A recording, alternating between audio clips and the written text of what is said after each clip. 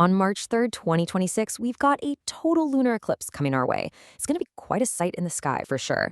But what does it actually mean for us down here on Earth?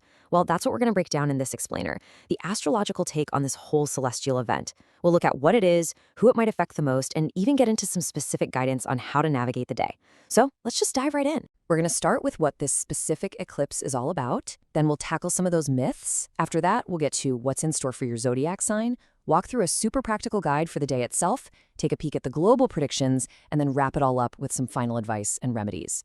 So, first up, let's get specific. Because, not all eclipses are created equal.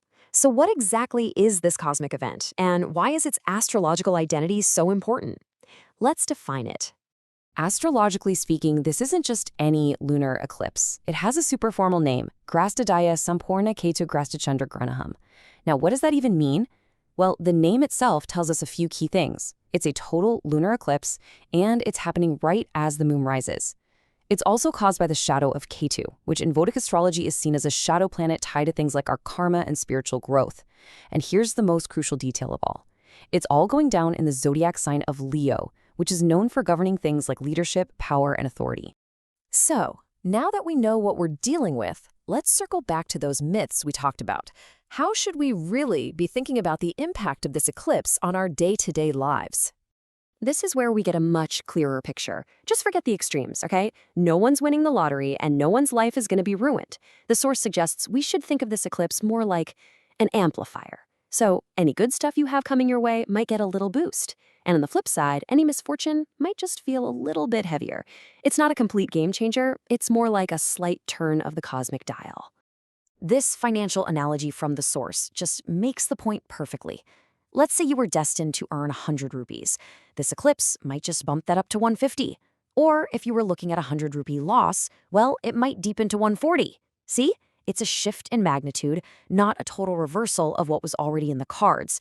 The main message here is really about moderation. All right, I know this is the part everyone's been waiting for. How is this whole thing going to affect your specific zodiac sign? Let's dive into the breakdown. According to the source, the 12 zodiac signs, or rasis, are basically split into two camps for this one. First, you've got the favorable signs: Gemini, Libra, Scorpio, and Pisces. If that's you, the eclipse is generally seen as bringing some good things your way. Now, for the other 8 signs, that's Aries, Taurus, Cancer, Leo, Virgo, Sagittarius, Capricorn, and Aquarius, the effects are considered unfavorable. This just means it's a time for a bit more caution and maybe some of the specific remedies that we'll talk about in a bit. Now, astrology can get even more specific than your sun sign.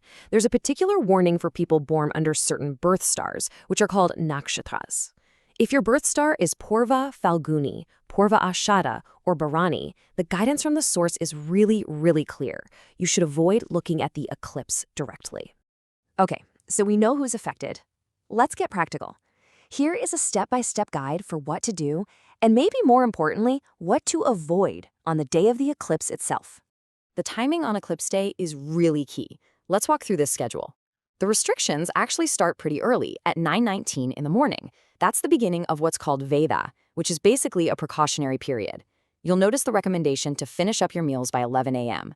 Now, the eclipse itself technically starts at 3:19 p.m., but we won't actually see it until sunset, around 6:19 p.m. And then the whole thing is over just 28 minutes later at 6:47 p.m. So during that entire window, starting from 9:19 a.m., the source recommends avoiding a whole bunch of activities. This includes physical things like intoxicants or non-veg food, and even personal grooming, like haircuts. But just as important, it's advised to put off any major decisions. We're talking financial or personal, and to really try to steer clear of arguments or using any harsh language. To help protect your home environment, the source suggests a few really specific things. First, keep your windows and doors shut to block what are thought to be disruptive cosmic rays. Now, the main player here is something called darba grass, which is a sacred grass believed to have purifying properties.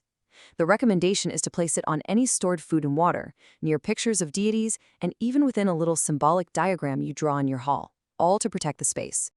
And there's some very special advice here for expectant mothers. The recommendation is to stay indoors for the entire duration of the eclipse. It's also advised to avoid sleeping during this time and instead to maybe use the time for spiritual practices like chanting, which are believed to have a really protective effect. Okay, so we've covered the personal side of things, but what about the bigger picture? Well, the source suggests this eclipse actually has significance for the entire world. Remember how we said the eclipse is happening in Leo? Well, since Leo is the sign associated with kings, royalty, and leaders, the predictions get pretty global. The source points to potential challenges for major world powers, a possible escalation of global conflicts, and even increased risks for heads of state. It also suggests that we should keep an eye out for a higher chance of natural disasters in the weeks that follow the eclipse. So let's bring this all together. What's the main takeaway here? And maybe most importantly, what can you actually do if your sign happens to be in that unfavorable category? Ultimately, the core message here isn't to create fear or panic. It's actually to encourage a sense of spiritual awareness. In fact, the source makes a pretty fascinating claim that the energy of an eclipse massively amplifies any spiritual practices. A single chant you do during the eclipse is said to have the power of 100 chants done at any other time. So it's really presented as this powerful opportunity for reflection and introspection. And for those 8 zodiac signs in the unfavorable category, the source offers a very specific remedy. The recommendation is to make a particular donation on March 4th. That's the day after the eclipse.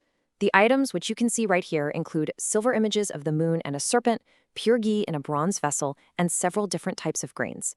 This whole ritual is meant to help mitigate any of those potential negative effects. At the end of the day, an eclipse is just a stunning display of cosmic clockwork. The astrological interpretation we've looked at today is just one way of trying to connect that incredible rhythm in the sky to our lives down here. And it kind of leaves us with a fascinating question to think about. Just how much influence do these distant, powerful events really have on us? Thanks for watching.